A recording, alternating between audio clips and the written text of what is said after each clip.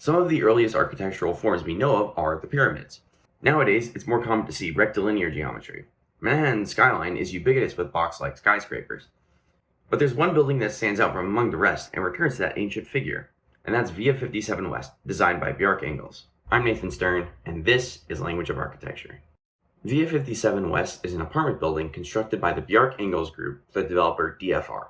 Construction of the project began in 2013 and was completed 3 years later. Via 57 West, affectionately nicknamed Via, gets its name from its site location.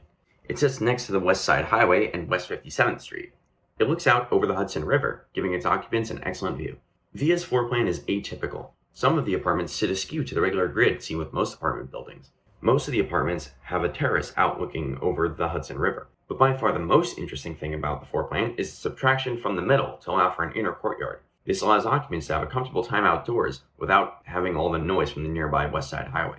This floor plan is colloquially known as a court scraper due to how it combines the Manhattan skyscraper with the communal space of a European courtyard block. Via's elevation shifts depending on where you view the structure. From the south, its smooth facade is dotted with terraces, and the subtraction forming the volume for the courtyard is visible, while the north elevation showcases the serrated windows in a herringbone pattern. Inside the building, the lobby is replete with wood.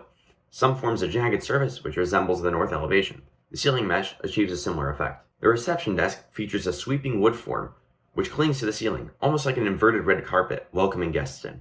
The main lobby also features a stairway leading up to the second floor, which houses a swimming pool, basketball court, fitness room, a game room, and a community room for residents to socialize.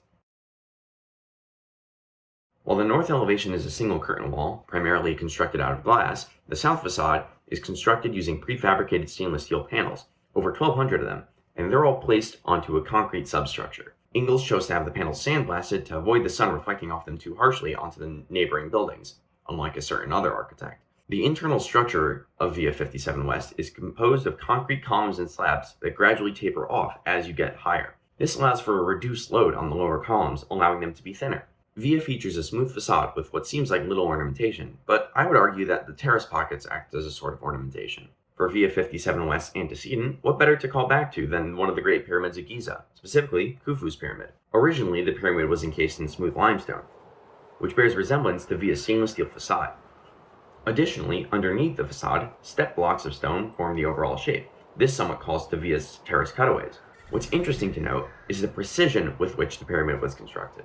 It is oriented directly matching the four cardinal directions. Its sides measure 230 meters each, and that's not an estimate. The pyramid is a mere 0.5% away from being perfectly square. It's crazy to think that ancient architecture is almost as accurate as that of today's without all the complex computers and tools we have available. In conclusion, Via 57 West stands as both a return to form as well as a look forward into how high-density housing can be both space efficient as well as visually appealing. Its gleaming angular form evokes a ship sailing into the Hudson, but to me, it's a symbol of sailing into a brighter future. Thank you all for watching.